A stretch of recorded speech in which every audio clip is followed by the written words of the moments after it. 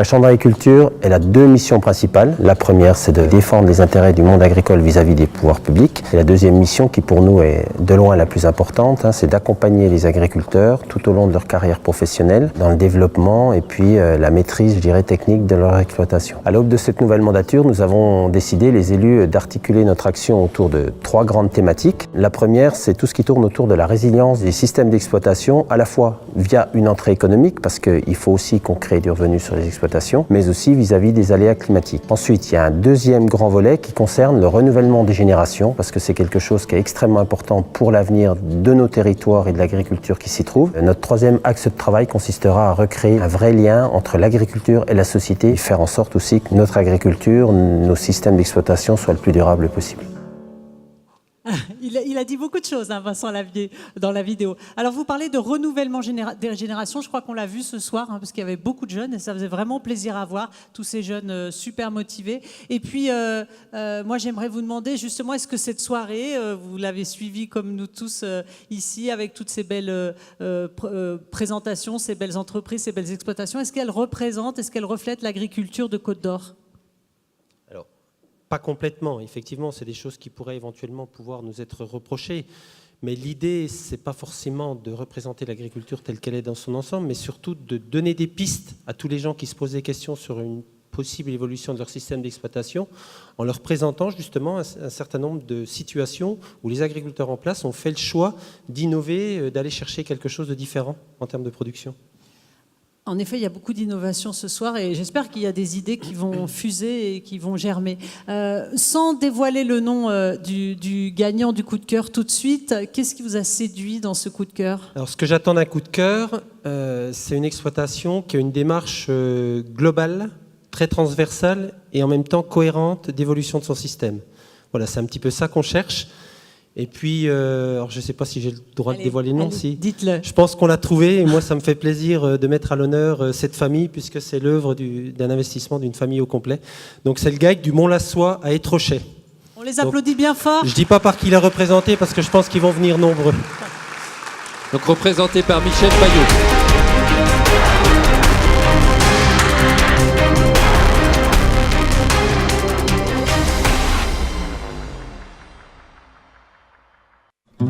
Je suis co-gérant du GAEC du Mont-Lassois. Notre ferme est située dans le nord châtillonnais. Notre exploitation est une ferme de polyculture élevage. Nos productions sur le GAEC du Mont-Lassois sont des céréales, mais aussi beaucoup de cultures fourragères pour adapter notre système bio à notre élevage laitier.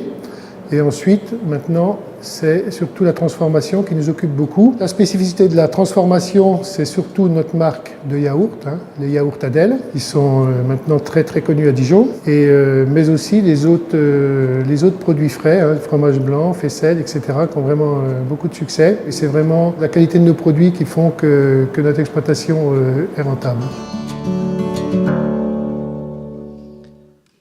On peut vous applaudir, effectivement. Michel Payot, vous êtes le co-gérant du GAEC du Mont-Lassois. Alors, présentez-nous un peu les personnes qui sont montées sur scène avec vous. Donc, je suis le co-gérant, un des 4 co-gérants, puisque nous sommes 4 associés depuis le mois dernier, puisque Florian nous a rejoints. Donc, historiquement, Jean-Claude et moi, on était sur l'entreprise familiale. Et la transformation est arrivée avec la nouvelle génération. Donc, à l'époque, c'était mon fils Gaëtan et Thomas. Depuis, donc, oui, bien sûr, donc je vais présenter aussi le reste de la troupe. Donc Joël, qui n'est pas dans notre structure, mais qui est toujours très active. Mes 2 nièces, Cindy et Timothée. Donc Cindy, c'est notre responsable commercial au Val de Dijon et sur le secteur dijonnais et Beaune. Et Timothée nous a rejoints à la production. Et ce que je voudrais ajouter, c'est que on ne boude pas notre plaisir, le fait qu'il y ait un vrai engouement et une vraie jeunesse. Et je vois par exemple pour Timothée et Cindy, elles ont finalement changé leur parcours professionnel pour nous rejoindre sur notre exploitation. Et ça, c'est vraiment un grand bonheur.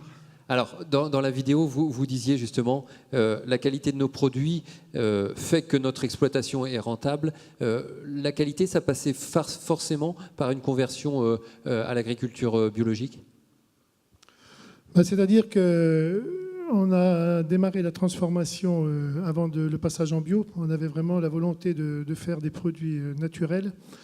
Et notre produit phare, c'est bien sûr le yaourt Adèle. On a voulu créer un produit qui n'était pas un yaourt ordinaire. On voulait que ce soit un vrai dessert. On a choisi déjà au niveau de l'emballage, on a beaucoup travaillé le packaging et après on a choisi un emballage en carton recyclable, ce qui attend quand même le consommateur aujourd'hui. Et après, le produit est vraiment, c'est un produit vraiment sans conservateur, sans adjuvant, juste du lait, des ferments et des bonnes confitures artisanales. C'est ça aussi la recette du succès, puisque effectivement votre yaourt Adèle, il est connu quand même maintenant, bien connu dans la région et reconnu. C'est le produit, le packaging, la communication également, c'est important. Oui, il faut beaucoup de communication. Dans le fait, on est quand même au nord de la Côte d'Or et donc il faut quand même communiquer pour aller au-devant de la clientèle. Et on s'est aperçu que si on ne sortait pas de nos fermes, on s'est aperçu finalement qu'on avait beaucoup de clients potentiels, mais il fallait vraiment qu'on sorte de nos fermes.